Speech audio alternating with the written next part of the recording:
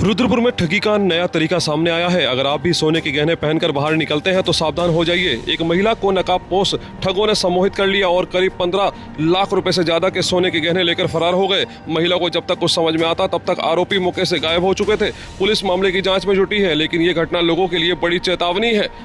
इसलिए अनजान लोगों से सावधान रहें और इस खबर को ज़्यादा से ज़्यादा शेयर करें ताकि कोई और इस तरह की ठगी का शिकार ना हो। ये रेलवे लाइन वाली जगह सड़क है ना, रोड, इस पे गई थी मैं, मतलब बाजार में जा रही थी सामान लेने के लिए। मुझे रास्ते में एक बंदा मिला, उसने किसी पंडित का नंबर पूछा मुझसे, ये भाई बाबा कहाँ रहता है, मैंने इससे मिलना है, किसी ने यहीं बताया है, मुझे बता दो कहाँ है। मैंने कहा भैया मुझे नहीं मालूम कहाँ रहता है, मैं नहीं जानती हूँ। ऐसे करते वो बहुत देर मुझसे बातें करता रहा, वैसे नॉर्मल जैसे बातें करते हैं उसने ऐसे बात करी। फिर मैंने उसको लास्ट में कहा मैं नहीं जानती, तुम आगे जाके किसी से पूछ लो, वो बता देगा कोई। मेरा घर, मैं तो अपने बाज़ार में जा रही हूँ। जैसे बाज़ार जाने के लिए मुड़ने लगी तो फिर उसको वो पंडित आता मिल गया, तो बोला कि हो लो महाराज जी तो मुझे यहीं मिल गए, जिनका मैं कब से ढूंढ रहा था। तो फिर उसने पंडित ने उससे बात करी तो बोला चल हट, मैं तुझसे बात नहीं करूँगा, तुम धोखेबाज निकला ना, मैंने तुझसे कहा था ना तूने ये नहीं करना है, तूने वही काम कर दिया, अब तो भुगत अपनी सजा, अब तू जा, तेरे से मैं बाद में बात करूँगा। फिर मुझसे बोल तुम भी मुझे बहुत परेशान लग रही हो, ऐसे वैसे ऐसे कर करके उसने अब अपने जाल में फंसाए रखा। मैंने समझा ऐसे नॉर्मल बात कर रहा था, मैं करती रही उससे, बहुत देर हो गई बात करते करते। फिर एक तीसरा बंदा और आ गया, फिर वो चला गया, दूसरा बंदा था वो चला गया। वो बंदा खड़ा बोला क्या हुआ बहन जी आप? फिर ऐसे मैंने कहा मैं कहीं से दुखी नहीं हूँ, मेरा बेटा भी सही है, मेरा बहू भी बहुत अच्छी है। ये सब बातें करते करते फिर लास्ट में उसने क्या कर, बोले हम यहाँ नहीं बात करेंगे, दुनिया आती जाती देख रही है, यहाँ से चलते आगे चलते बात करते हैं। मैंने कहा अच्छा ठीक है। बातें करते करते पिछली वाली गली में घूम कर चले गए। वहाँ जाके वो चौराहे पर चौक है, दुकान है, वहाँ हम बैठे, काफ़ी देर बैठी रही, मैं उसके साथ बातें करी। तो बोला ये सोने की अंगूठी है? मैंने कहा हाँ। बोला सोना ऐसे नहीं पहना जाता, ये डुप्लीकेट ऐसे मतलब शुद्ध नहीं होता है। फिर उसने मेरी अंगूठी को टच करा, कुछ नहीं कहा। फिर ऐसी बातें कर, बोला अच्छा तो आपके घर में जेवर और भी होगा? मैंने कहा हाँ। तो बोले बहू का भी जेवर होगा? मैंने कहा हाँ। तो बोला तुम दिखा सकती हो, ला सकती हो?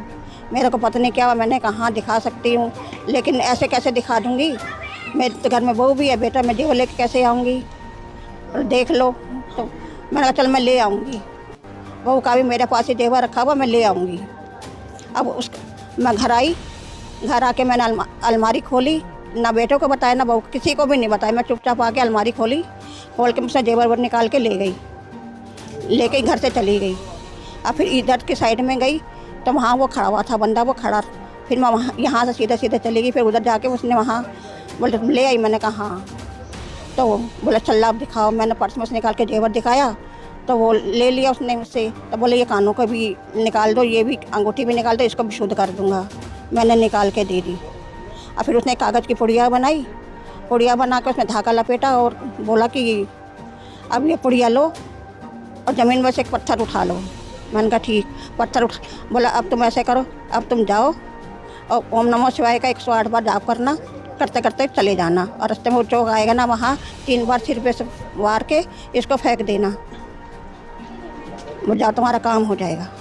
बस। फिर क्या हुआ, आप लेकर के घर आई? फिर मैं घर में तो सब दे ही आई। मैं फिर घर आई, घर में आके मैंने बहू से किसी से कुछ नहीं बोला, मैं बाज़ार चली गई। फिर अपना सामान लेने के लिए मुझे जाना था, अपना घर का सामान लेने चली गई। बाज़ार में गई तो मेरे पैर कप आ रहे थे। मैंने कहा मैंने गलत कर दिया, बहुत लगता है मुझे, मेरे को पसीना भी आ रहा है, मेरे कप भी छूट रही है और चला भी नहीं जा रहा। फिर मैंने रिक्शा करा, रिक्शा से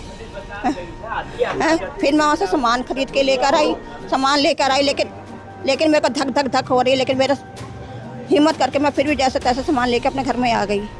आके फिर मैंने रिक्शा पकड़ा। मैंने रिक्शा वाले से कहा मैं कब घर छोड़, वो मुझे छोड़ने आया। उसको मैंने पैसे दिखा आई। घर आके फिर एकदम दिमाग में सर, मैंने कहा मैंने कुड़िया में पहले देख तो लूँ क्या है।